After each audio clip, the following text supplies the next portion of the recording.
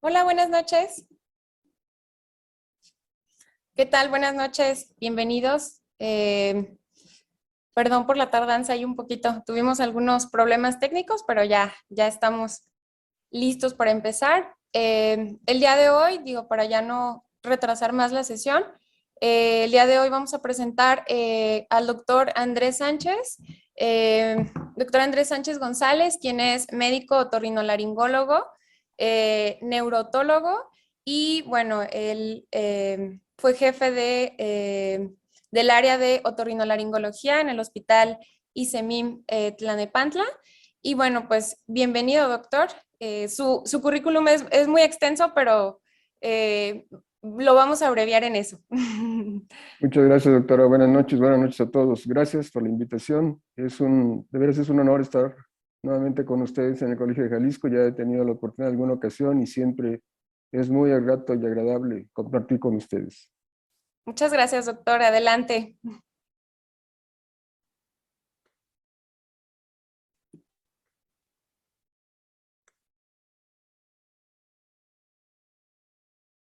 Bueno, el tema que me pidieron que platicáramos este día es precisamente qué pasa con los pacientes que quedan con algún tipo de alteración en su equilibrio cuando presentan vértigo postural paroxístico benigno en específico.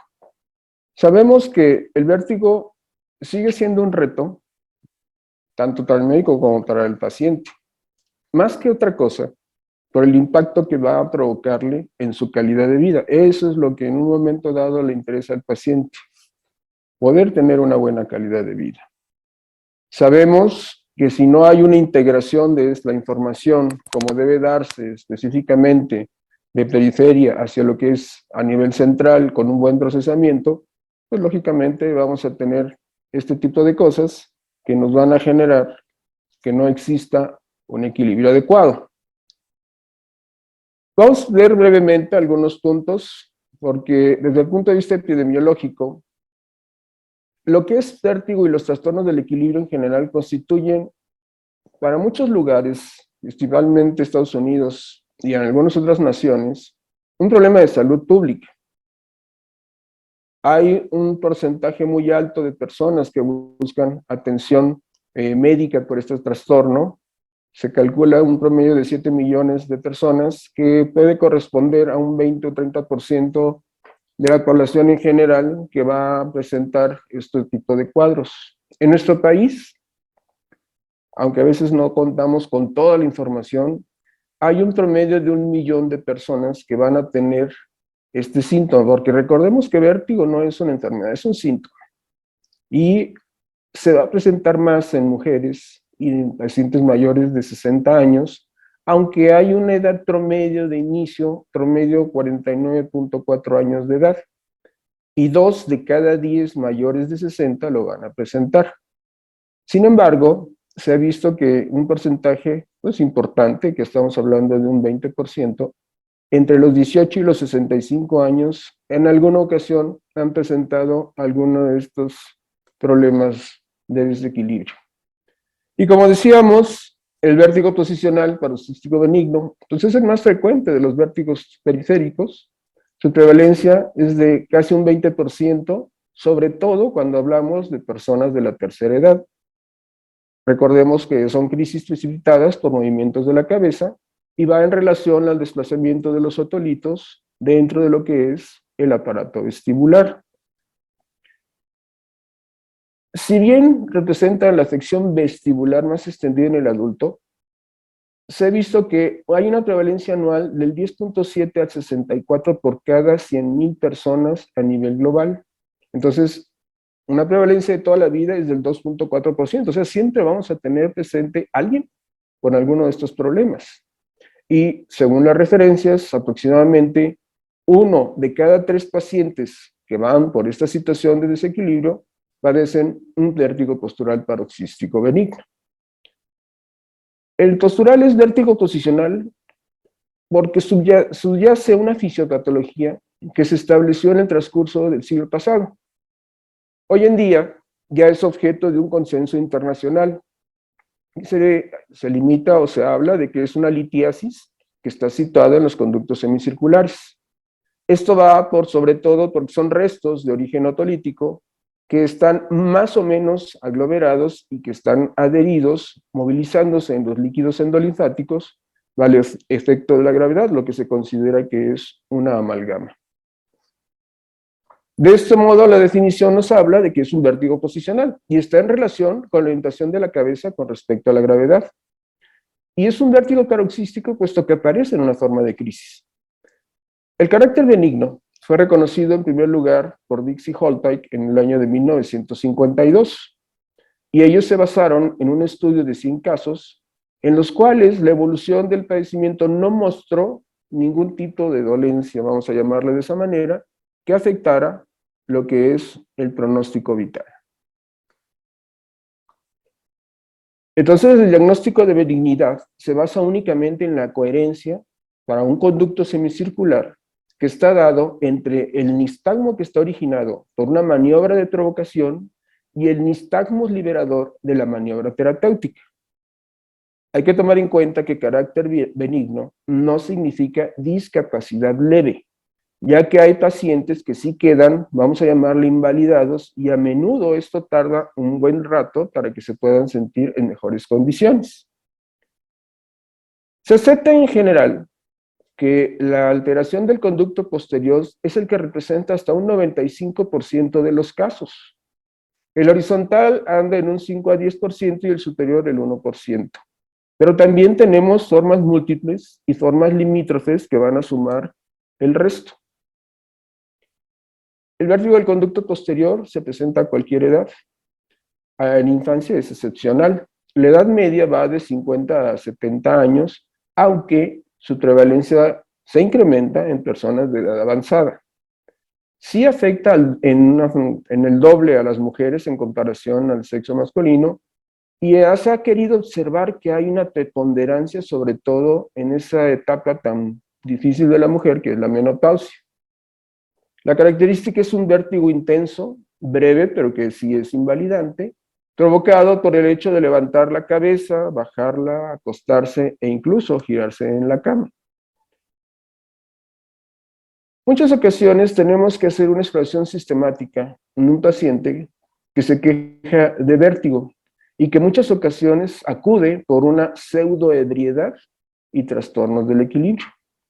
También es importante, y esto hacemos así énfasis en particular, con caídas de repetición en un paciente de edad avanzada, ya que se considera que el 5 al 10% de estos pacientes en estas edades se someten a exploración por trastorno del equilibrio, pero resulta que lo que tienen es un vértigo postural paroxístico.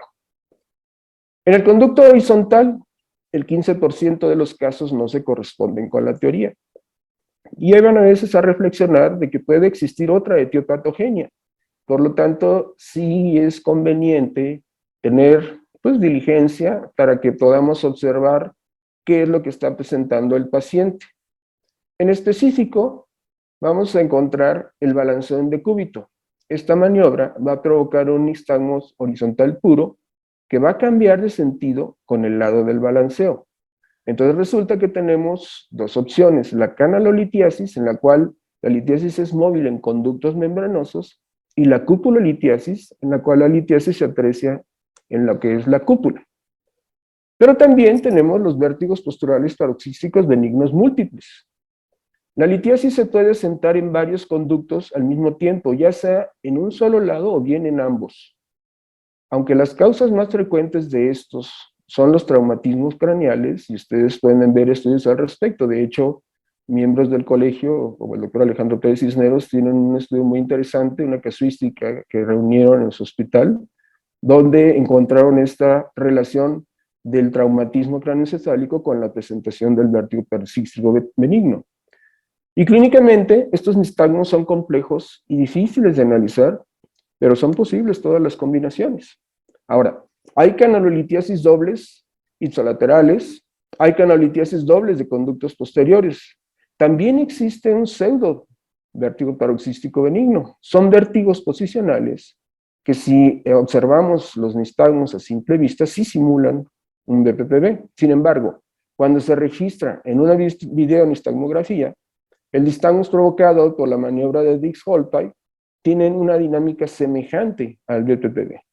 La diferencia reside en su incoherencia, ya que están activados en los dos lados sin correlación con el plano de estimulación. Si bien es característico crisis recurrentes de vértigo rotatorio, episodios muy breves que pueden ser de segundos a minutos, no existe otra sintomatología agregada como acúfenos o sensación de plenitud óptica, son súbitos, no afectan la audición. Entonces sabemos que tenemos tratamiento más específico. Las maniobras de reposición y rehabilitación vestibular y por otro lado el tratamiento farmacológico.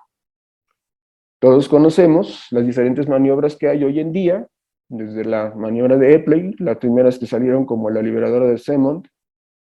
Hoy en día, algunas de las que tuvimos oportunidad de conocer, como la maniobra de Bashir, que dentro del hospital se hicieron algún trabajo, alguna tesis al respecto. Los ejercicios de Brandarov, maniobras de Lemper, inclusive. El tratamiento básicamente se basa en esas maniobras de reposicionamiento canalicular. Todo lo demás, de que tomen esto, no tomen lo otro, bueno, son medidas auxiliares y que en un momento dado valoraremos por cada paciente.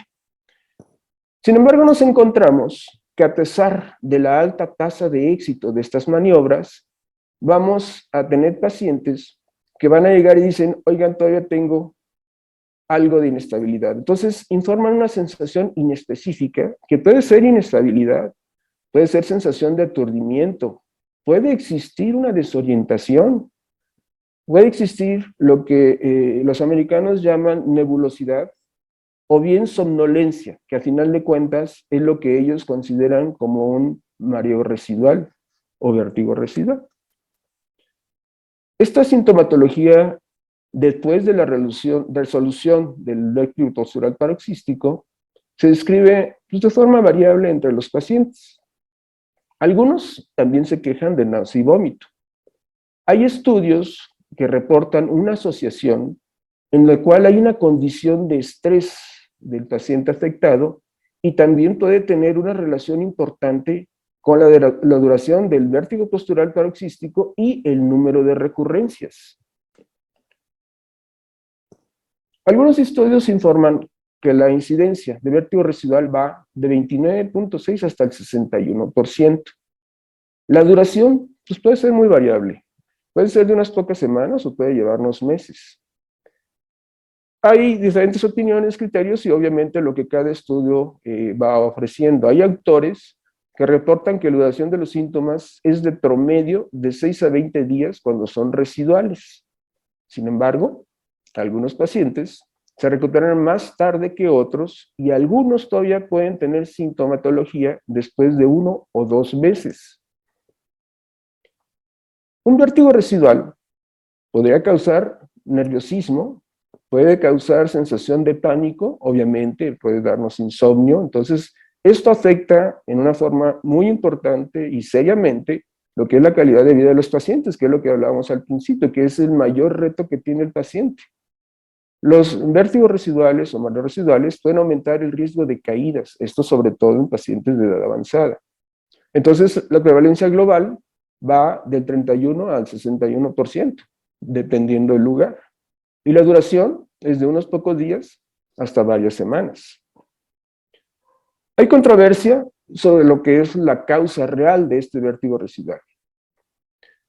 Se han propuesto varias teorías. Una es la disfunción del utrículo, otros hablan de la retención canalicular fallida.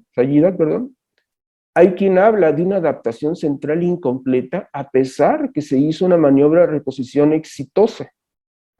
Hay quien piensa que hay una disfunción autonómica, otros hablan de condiciones sistémicas subyacentes, pero sí se ha visto que está en presencia de síntomas de ansiedad depresión. Y bueno, es un paciente que de por sí ya tiene vértigo, vamos a enfrentarnos a este tipo de problemas de decaimiento que pueden conllevarnos hasta una depresión y eso genera mucha ansiedad. Entonces, es obvio que sí lo vamos a ver y esto se ve y es mucho más notorio en pacientes de la tercera edad o de edad avanzada porque les genera mucha angustia el no poder ser independientes y tener que depender de alguien o de algo para poder realizar una actividad tan sencilla como la que anormalmente hacían, que era incluso hasta caminar o levantarse solos de la cama, ¿no?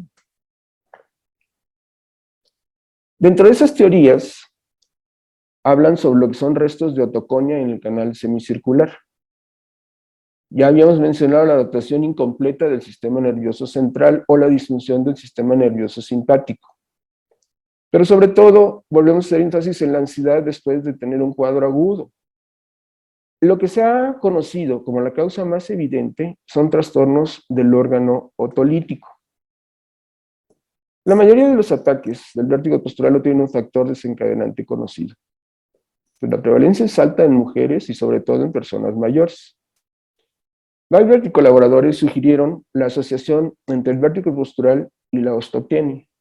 Hay que recordar que a final de cuentas, esto causa un cambio en el metabolismo del calcio debido a que por la misma edad o por el factor estrogénico, pues van a de alguna manera disminuir lo que es la masa ósea y van a alterar lo que es el funcionamiento óseo. Entonces el cambio fisiopatológico de ese metabolismo del calcio podría afectar a la otoconia y al órgano otolítico y evocar vértigo postural paroxístico. Hay estudios que también revelaron que la osteopenia aumenta la tasa de incidencia de este vértigo. De hecho, ustedes pueden ver referencias en las cuales se habla de el control climatérico con el uso de estrógenos y que en un momento dado los pacientes o las pacientes que sufren vértigo postural paroxístico benigno tienden a presentar una mejoría notable con este tipo de tratamientos. Entonces, esto es causado por la pérdida de otoconia. Ya comentábamos que una causa común de esto es el trauma craneal, sobre todo después de maniobras de reposicionamiento que han sido exitosas, pacientes que a menudo experimentan aturdimiento, mareos o cierta inestabilidad, pero que es de una duración breve.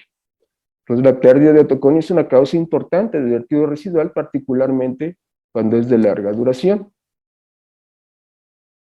Haciendo un análisis de lo que estamos viviendo, entonces el vértigo residual es una experiencia que es, vamos a considerar, común, y se manifiesta como un desequilibrio persistente después de un reposicionamiento exitoso de lo que son las maniobras en un vértigo postural paroxístico.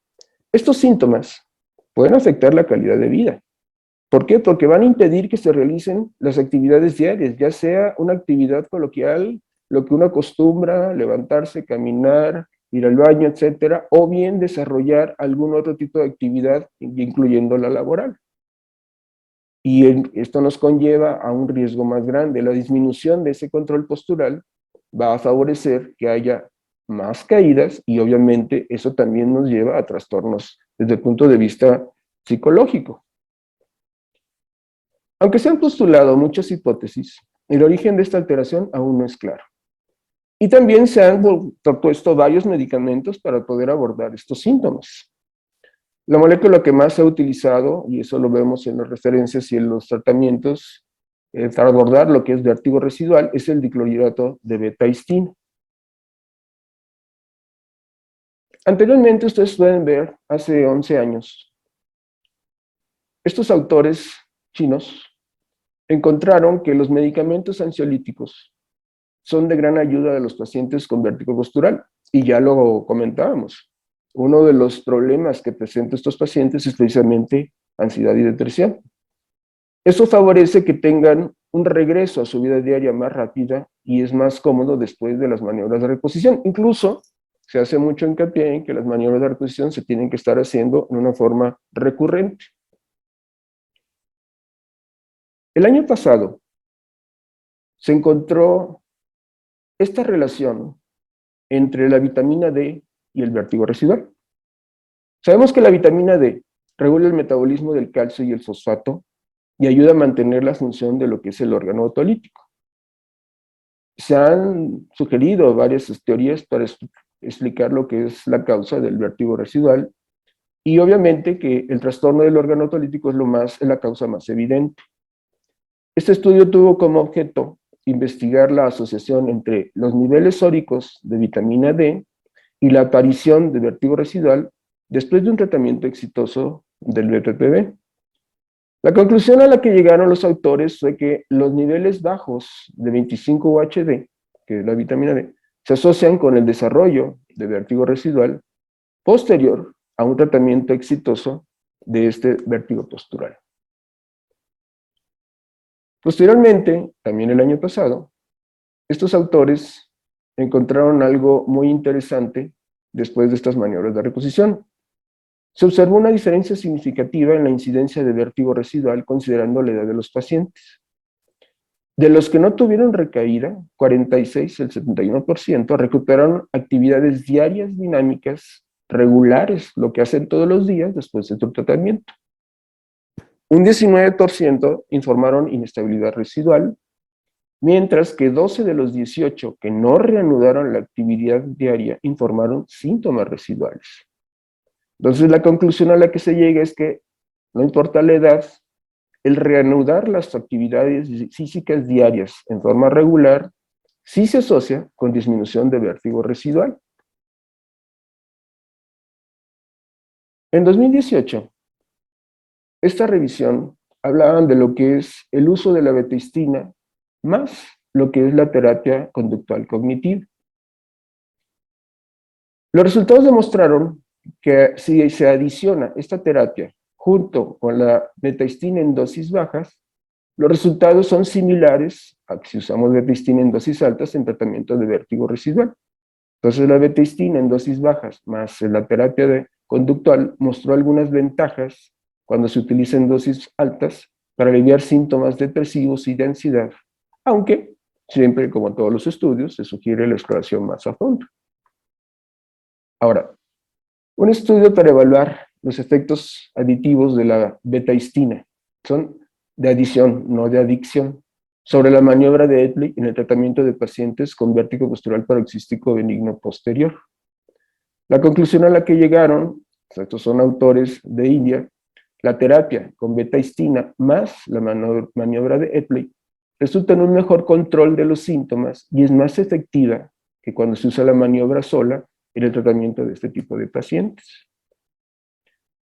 Este estudio se me hizo muy interesante porque aquí se hizo un comparativo de qué es lo que puede lograrse si se utiliza betahistina contra dimenhidrinato en los casos de vértigo residual.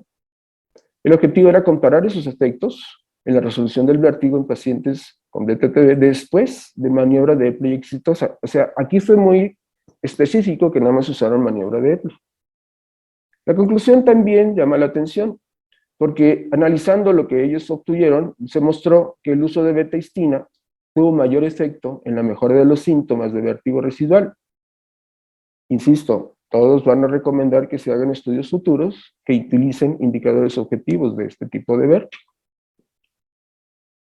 Podemos sacar algunas conclusiones, podemos quedarnos con algunas ideas.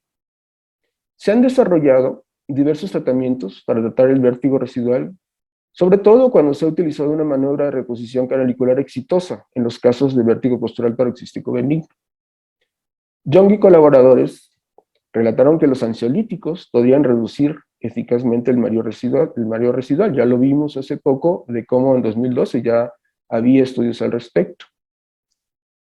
Esto fue muy interesante porque Deng y colaboradores utilizaron que la inyección de esta sustancia Danhong, que es parte de la medicina tradicional china, y está compuesta, entre otras cosas, por vitaminas y otro tipo de compuestos, podría mejorar significativamente el mareo residual. Obviamente que esto es algo muy local.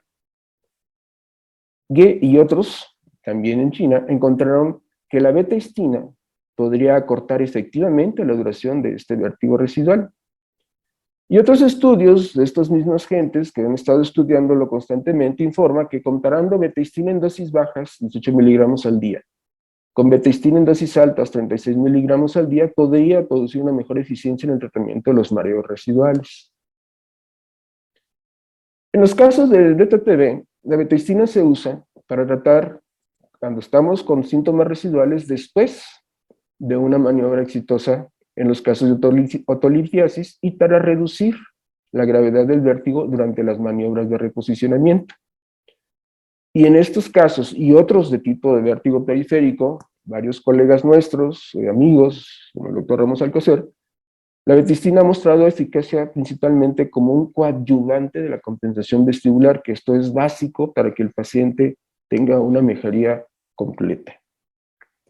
Como ven, el tema puede ser muy sencillo, puede ser muy grande, puede ser como ustedes lo deseen.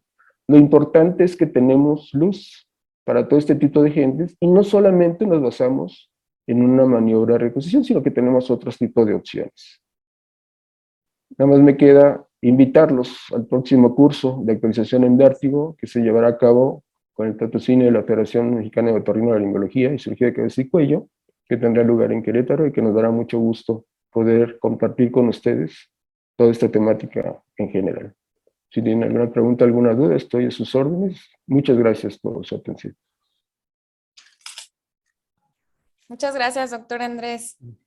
Siempre es un placer escucharlo y excelente su charla acerca del vértigo postural paroxístico benigno, que creo que es uno de los principales motivos de consulta y sobre todo después de la pandemia, muy interesante después de lo que platicó acerca del déficit de vitamina D.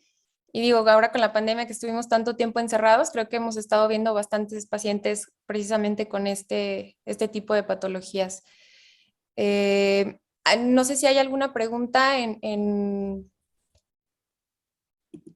dentro de los asistentes. Déjeme ver, doctor. No, no se preocupe.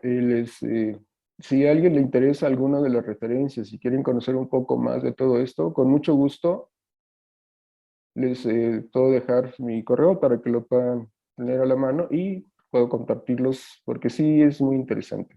Muchas gracias, doctor. Creo que nos ayudaría bastante. Por ahí pregunta, doctor, el doctor Víctor Manuel Quiroz dice, nos vemos en Querétaro. ¿Y cuál es el principal diagnóstico diferencial? Como en todo lo que es, estamos saliendo de un vértigo paroxístico. Entonces, lo que nos queda es primero descartar que sea residual. No podemos tener otra idea porque tenemos muy claro cuál fue la causa. Tendríamos que buscar que no exista otra etiopatogenia, como decíamos hace un momento. ¿Sí? Decir que vamos a hacer diferencial con X o Z padecimiento es un poquito más complicado. Como ya nos lleva un cierto camino, es mucho más sencillo por cómo nos vamos guiando. Pero definitivamente, sí lo que dice el doctor, pues pudiera ser que pudiéramos encontrarnos que haya también por ahí alguna recurrencia o alguna resistencia, entonces de ser un vértigo residual nos podemos encontrar con que sea un vértigo persistente. Entonces tendríamos que hacer una nueva analogía de lo que nuestro paciente está presentando. Que pudiera ser un mareo perceptual persistente, ¿verdad, doctor? Pudiera ser, exacto. Ok. No sé si hay alguna otra pregunta. Gracias, doctor Víctor Manuel, por la pregunta. Que creo que ya quedó contestada. ¿Alguien más? El doctor José Manuel Arias pregunta, ¿qué experiencia tiene en encontrar en la ansiedad o la depresión como causa del vértigo postural? Más bien es al revés. El paciente tiene ansiedad o depresión que le va a ocasionar el vértigo. Digo, que le va a ocasionar por el vértigo. La mayoría de los pacientes que a nosotros nos toca ver son pacientes pues, de edad avanzada o de la tercera edad. Y por lo regular, la gran mayoría desarrollan ansiedad después del malestar. Pero hay un grupo muy pequeño de pacientes que son aprensivos a priori y que ellos sí pueden desarrollar ansiedad y que en un momento dado pueden desarrollar un vértigo postural. Sí, sí se puede dar, pero no es la mayoría. Son casos afortunadamente menos en número.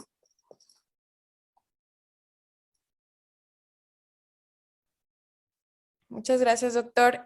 Pregunta la doctora Marisabel Fátima Rizo si realiza alguna sugerencia en la dieta.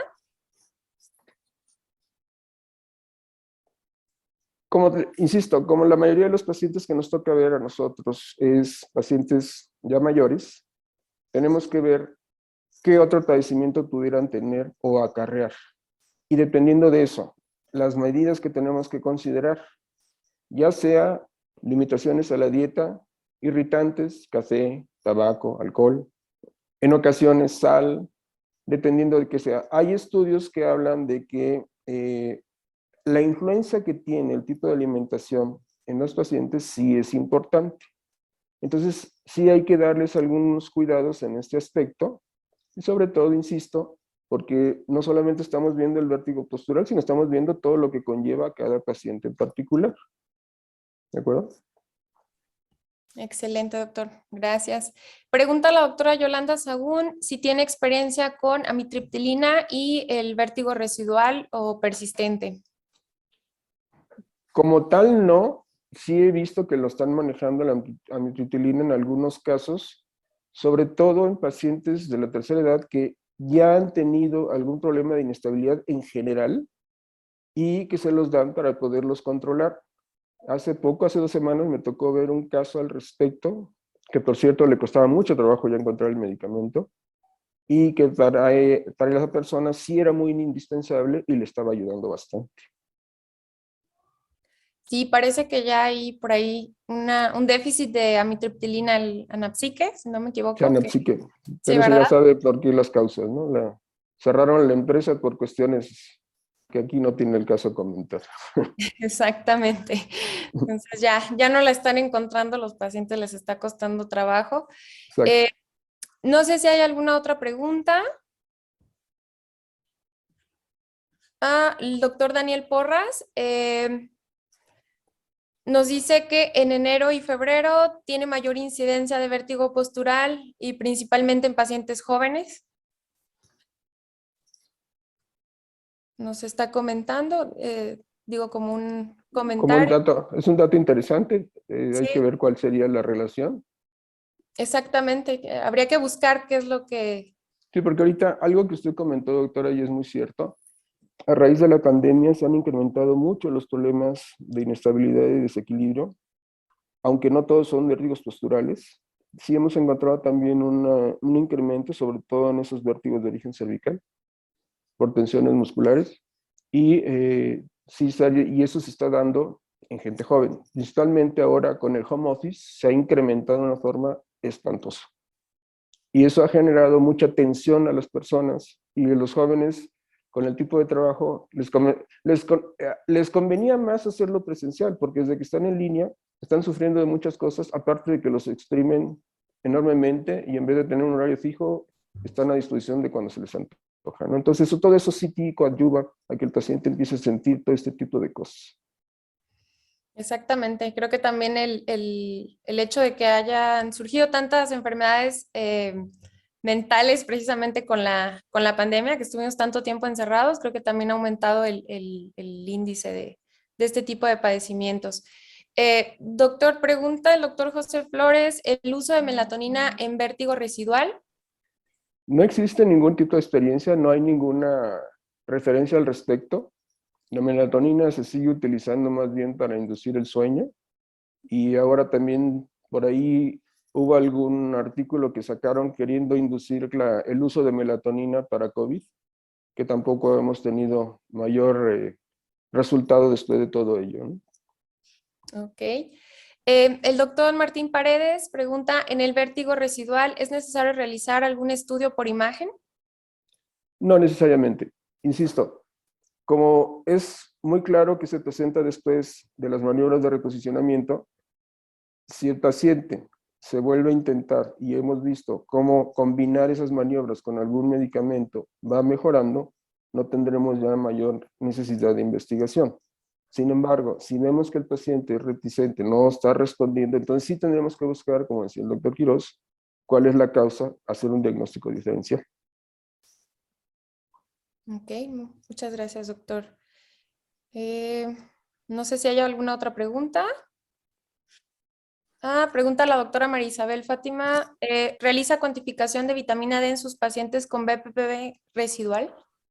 No, hasta ahorita no lo hemos hecho, lo habíamos estado haciendo ahora con el COVID, pero a raíz de todo esto, yo creo que va a ser indispensable, si no en todos, en algunos que pueda ser muy obvio, ¿no? Claro. ¿Y usted utiliza algún ansiolítico, doctor, en Sí, los pacientes con... sí. ¿Qué ansiolítico está usted manejando? Normalmente los que utilizo es el bromacetón, Ok, a veces el clonazepam, pero ahorita también el clonazepam tenemos otro sí, problema de desabasto. Pero el exacto. bromacetón siempre ha sido muy confiable en dosis bajas, 3 miligramos. Les puede ayudar. El paciente no le genera esa como cruda al día siguiente. Se puede hacer sus actividades tranquilamente. Y como son periodos muy breves, no tenemos mayor complicación. Ok. em, Gracias, doctor. Pregunta la doctora Ilse Patricia Ramírez Escalona, ¿cuál es la dosis de la betaistina para el mareo residual?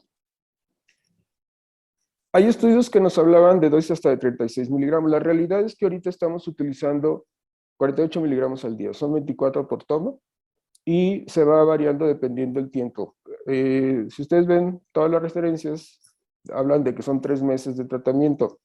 Nosotros, bueno, en lo personal lo que yo hago es que los voy evaluando. Dependiendo cómo se van sintiendo, vemos si es necesario quitarlo antes o continuarlo un buen rato. Que incluso podría por ahí utilizarse también lo que es la rehabilitación vestibular un poquito con esos pacientes, doctor. Con... Completamente, siempre. La rehabilitación vestibular es básica para todo el tratamiento que implique la palabra vértigo. Obviamente, con las posibles limitantes que presente cada paciente. Si es Claro, un paciente joven, si no tiene mayor problema físico, no tenemos inconvenientes y la rehabilitación vestibular va a ser muy efectiva.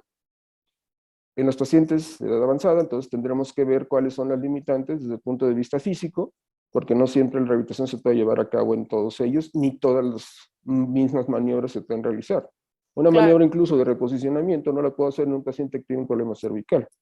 Exacto. Entonces, tenemos que valorar cada paciente en particular. Pero sí la rehabilitación es básica dentro del tratamiento. Exactamente. ¿Y usted maneja la rehabilitación vestibular? O sea, ¿usted se las da directamente, doctor? No, yo me apoyo más bien en los otoneurólogos, que son los que nos ayudan. Ok, Les damos algunas indicaciones sencillas, pero si ya más fuerte, pues pedimos algo más especializado. ok, doctor. Gracias. La doctora Judith Bernal pregunta, ¿la dosis del bromazepam es 3 miligramos una vez al día?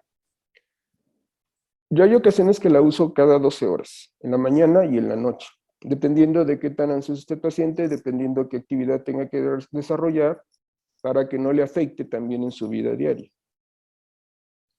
Perfecto, muchas gracias, doctor. ¿Alguna otra pregunta? Si no hay otra pregunta, a ver, el doctor Daniel Porras nos dice que en relación al comentario del vértigo de inicio de año, yo lo asocio a estrés y contracturas cervicales, precisamente lo que comentaba, doctor. Claro. Contracturas cervicales, incluso, digo, no sé, doctor Daniel Porras, si lo pudiera asociar por el mismo cambio de clima, el frío y todo este tipo de cosas, que pudiera también ahí propiciar.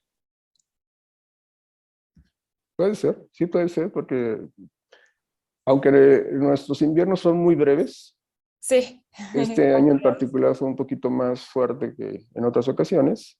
sí, Y obviamente las personas andan siempre tratando de aguantarse el frío y eso nos genera, como dice el doctor, una serie de contracturas, ¿no? exacto. Aparte de que el invierno, sobre todo cuando son días fríos y no soleados, son más tristes, entonces eso hace que el paciente se sienta muy decaído.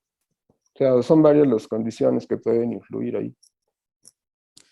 Sí, exactamente, doctor. El doctor Daniel Porras dice, pues creo que la famosa cuesta de enero. También, muy cierto. Y hoy en día, con mayor razón. Ay, sí, nos estresa mucho por ahí. Bueno, pues si no hay alguna otra pregunta, le agradecemos mucho al doctor. Muchísimas gracias, doctor Andrés. Y gracias también a todos los asistentes por acompañarnos y por el tiempo de espera. Muchas gracias, doctor. Por ahí seguimos haciendo promoción para vernos en Querétaro, como dice el ¿Cómo doctor no? también. Muchísimas gracias a todos. Les agradezco nuevamente la invitación, doctora. Un placer saludarle. Tenga muy buenas noches todos. Gracias. Muchas gracias, doctor. Hasta Muchas luego. gracias. Hasta luego.